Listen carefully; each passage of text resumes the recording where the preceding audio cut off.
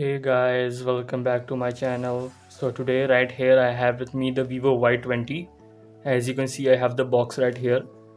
So as you can see the model and even the storage variant and even the year. I'll tell you later why this year is written here. This is the box and these are the main highlights of this phone. As you can see this is the box. So and this is the phone. So I'll just unlock it and here you can see the display of the phone and all the design. This is and it's in a case. This is the design, the color scheme of the phone. And the reason I got this phone is so that I could experience the Funtouch OS of Vivo, because as far as I know the software of Vivo was some maybe Origin OS or something like that, and recently they shifted to Funtouch OS, which I have been using for for like the past few days. And I would say this software is very similar to to Realme UI, but there are still some differences. First I'll go over the phone. Like this is it has a 13 megapixel main camera, a macro camera, and a depth camera of 2 megapixel. And this phone has a micro USB, a headphone jack, and this is the side fingerprint scanner with which is also a power button. This is the volume rocker, and here is the sim slot. Above the phone there is nothing, and this is the display with a water drop notch. And this phone comes with the 464 variant. As you can see, it's written on the box right here. It is a 464 variant, and maybe there might be some other higher storage variant, but I've got this one. And the processor this phone has is a Helio P35 of MediaTek. And if you run benchmarks on this phone and you get a score, and if you compare it with the MediaTek's G series of processor, with the Helio G series, the score would be less. Like this phone gets something like maybe 90,000, and the Helio G85 gets 170,000 or something like that, or maybe close to 180. But overall, in the day-to-day usage, like maybe if you think about the score and you don't use the phone and you just think according to the score, you might be like, oh, it might have some sluggishness, some slowness, because it's if you think with the score, it's a lot lower. But what I've seen is, like, if I'm using some daily applications like WhatsApp, Facebook, like these applications, these are the applications you're seeing here are those that I use on a daily basis, and I run some games on it. And what I've seen is, there it might not reach maybe the 60 fps. Like in games it might not reach 60 fps, or maybe the touch response might be a little bit by a few millisecond, delayed by a few milliseconds. But it's not like the way, if you think with, if you don't use this phone and just think with according to what the numbers tell you, then obviously you'll be like, oh, this phone is sluggish, it's not worth it and all that. Even I was thinking the same thing. But after using this phone, after even using the operating system, there are two things I've noticed. Given the score, this phone performs really well. Like the performance, there is no lagginess or sluggishness or anything like that. And this phone, when I got this phone, it had an Android 10 on it. And as soon as unboxed it and got it set up, this phone got the Android 11 update. Normally phones that come with Android 10 and then and then get a software update like a major Android version like this got Android 11, usually phones get sluggish, but this phone did not. It's still working as though this phone came with Android 11 pre-installed. So that's one thing. Like, oh, if you think about same thing, like if you think it with the score, you will be like, oh, this is sluggish. And I will say that because of this Funtouch OS, which is coming on Vivo smartphones now, I think this Funtouch OS was introduced with Android 10, because of which before this Funtouch OS, the operating system that they had, I'm not exactly sure of the name, whether it was Origin OS or whichever name it was, because a lot of companies have a lot of different names, and recently a lot of companies are changing their software name, and trying to make the software lightweight, like this one. Like when I opened the phone, set it up, there were only two applications installed, like three, like TikTok, Snack Video, and even I think Booking.com. Those were the three applications pre-installed. Those are considered bloatware. And like and there is some Vivo application like the Vivo.com. This is like, obviously every brand will put their some kind of application in the in their phone, in the software. That's common, that you can't call it bloatware. But overall, like if you go through the app list, you can very clearly see it's almost stock Android, other than maybe this album, this album application, maybe the recorder application. Some applications you might be like, okay, this is not the stock one, this is the, which Vivo would give you. But at least if you kind think about it, compared to other smartphones like, Xiaomi, especially Xiaomi with MIUI, they gave you a lot of bloatware with a lot of applications. Like, even, like you can see here the files application. A lot of phones, what do they would do, they would give their, uh, pre-installed file manager with this Google files. So, there you would have two Google file manager applications and all that. But this phone came with only the files one by default. Like, even the music player, it has two music players. This I use YouTube Music.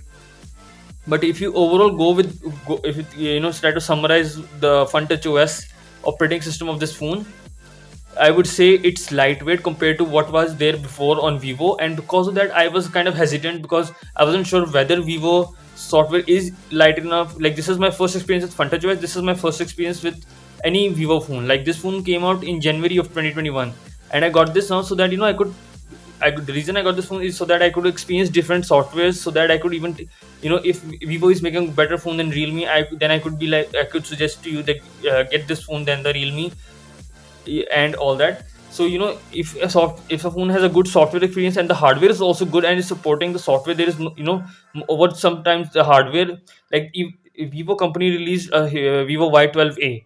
I haven't used that phone. It's of the same, Y series, but it's a lot more, a budget phone. But there are some compromises. Like, that phone comes with Android 11 pre-installed. But, what I've seen online is that there is some sluggishness and the RAM is not enough. The software lags. Even, this responding to, the touch, like, all the actions and gestures that I'm doing, all those just movements are, sluggish on the Y12A.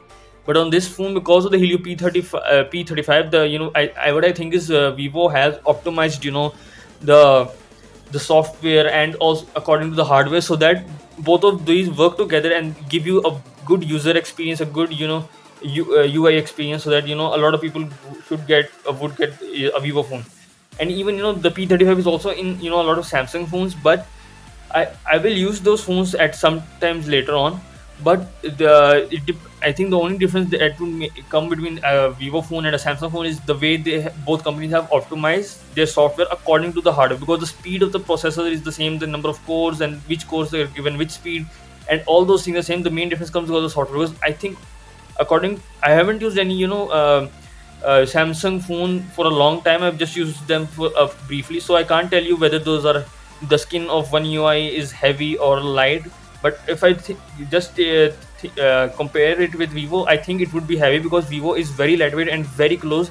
This is a lot more closer to the stock Android. Like, even the notification center, it's not exactly like, the way you would get in Android 11, the stock one, but it's at least close enough to a Pixel or something like, at close to the Pixel. And even I will show, the Android 11, emoji or whatever you would say to it. I'll just show you here. And this came with, the August 2021 security patch. Like, as you can see here, this is Android 11. And as far as rumors are coming out for Android 12, Android 12 isn't out to the public till now, but as far as rumors are concerned, Funtouch OS 12, which will be based on Android 12, is going to be a lot more like this, because the stock Android 12 is also a lot more different than what it was with Android 11. And as far as the rumored device support, this phone is also supported with it. So that if this phone gets Android 12, that means this phone came with Android 10, got updated to Android 11. And if this phone gets Android 12, that means this phone got 2 years of software support, and normally no other brand gives you more than 1 year of software support. Even I would say Realme doesn't give you more than one. If it is, a mid-range, like, the Realme 5 series, or, any of those number series like 5, 6, 7, those phones would get 2 years of software support. This phone is like, this phone came out in Pakistan at 27,000 rupees. Right now it's at almost around 24,000. So this phone right now is a good deal. And the reason there is an year written on the box of this phone is because in 2020 this phone came out of Vivo of the same name, Y20. It was a 2020 model. So to differentiate and reduce a confusion, so they just put a 2021 tag. So what I think is, they have just updated, the processor, and done a lot more optimizations on it. That's the only difference between the 2020 and the 2021 model. Even if you can find a 2020 model, I think you should go with, if you find it, at a discounted rate, or some kind of discounts going on this phone, or you should get this. And my experience, I was kind of concerned with this the the Vivo phone, because of the software, and this was my first experience or with the software, with the hardware. And at least for the I've been using it for a few days. Even the battery life, like this phone has a 5000 mAh battery. This does not have that 18 watt fast charging. This is a 10 watt fast charging, 10 watt charging. It depends on whether you consider it fast or not, but this phone charges quickly. And what I've noticed is, like, I've used this phone for a full day at full brightness, and doing gaming, browsing, internet browsing, social media browsing, everything. And this phone gave me around 7 hours of screen on time after using it for like a full day.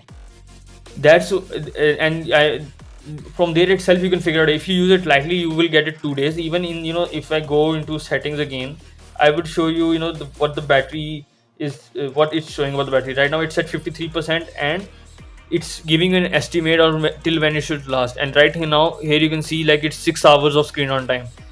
And right today, I've been using this phone kind of, having a medium use, running a little bit of game, then using some social media, then not using it for a few minutes or a few hours. So the day that has gone, that I have used this phone to this day today, this phone I have used kind of mixed usage. Sometimes it's heavy, sometimes it's light, sometimes it's nothing at all. So after a full day of usage, from starting with 100% battery and keeping the brightness at auto, it's right now it's at full. And even on the heavy day it was at full. Right today it was sometimes full, depending on the situation around me, whether it's whether I'm outside, whether I'm inside, but wherever I was, it was adjusting according to the situation around me. So it was on auto brightness. And after that, I'm ending the day with a 53% and with 6 hours. So if this phone I goes till 50, and then I start the next day with 50%, so I'm pretty much sure, like, to the next day at this time it will be about to die, obviously. So that's a very good usage. Like, what I think Vivo has done, they have just given a little bit of less hardware, like 5000 mAh battery. The processor is a little bit weak, but whichever like, people say for iOS or iPhone, like, their hardware is not that strong compared to Android, if you compare it with the numbers, like the processor speed, or maybe the RAM speed and all that. And even, like, the battery is smaller in iPhone compared to any other Android phone. But what people would say for iOS is that Apple has optimized their software, their hardware, according to the hardware that it has. So it's not like, the hardware is capable of running something at 2 gigahertz, and they would give it make the software run that processor at 3 gigahertz or something like that. Obviously, if a processor is capable of running 2 gigahertz, they will try to make their software run at that speed, so that nothing, they don't, the hardware and the software don't conflict with each other. I feel like what Vivo has done is done the same thing. The hardware that they have, they tried to, the light software, they did the light software so that it could be, people could be like, okay, it's a lot more like stock Android, and it complements, it works together with the hardware, so that there is no conflict or any kind of issue like that. Like, the hardware is not supporting the software. It's not something like that. I haven't faced even any kind of crashes. Normally Android, sometimes at some times they do crash, like, maybe WhatsApp is not responding, maybe Facebook is not responding, something like that. But on this phone, till now, I haven't faced anything like that. And maybe I'm not so sure, maybe I could give you a long-term review of this phone if I use it for a long time. But this is my my first impression of Vivo, of the Vivo brand, the phone that they have, the Y20, and what I think about the hardware that this phone has and the software of this phone. This is my first experience, like what I have told you. This is my first experience with this phone, with the software, with this brand, with Vivo.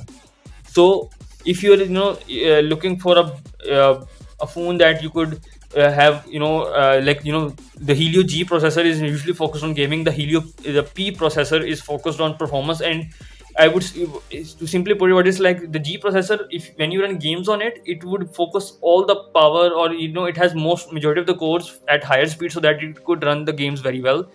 The P processor is like, the G processor has 6 at 2 gigahertz, and 2 at 1.8 gigahertz. This P35 has 4 at 2.3 gigahertz, and the 4 at 2.3 gigahertz and 4 at 1.8. So there are two less cores at 2.3 gigahertz compared to Helio G85, and two extra at 1.8. So it's kind of a balanced processor. So what you could say is that the P is kind of the P Helio P processor is kind of a balanced processor. Doesn't focus on one thing, like not on gaming or maybe not on camera.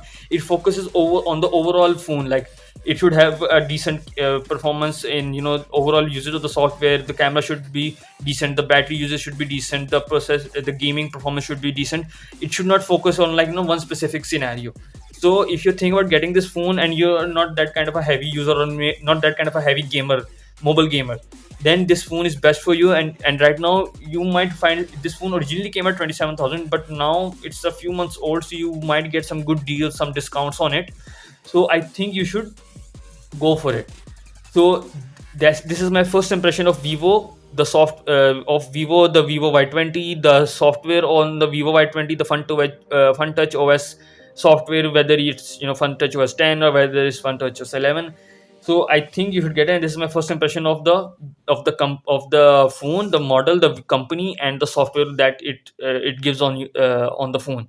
So that's all for today. Thank you. Allah Hafiz.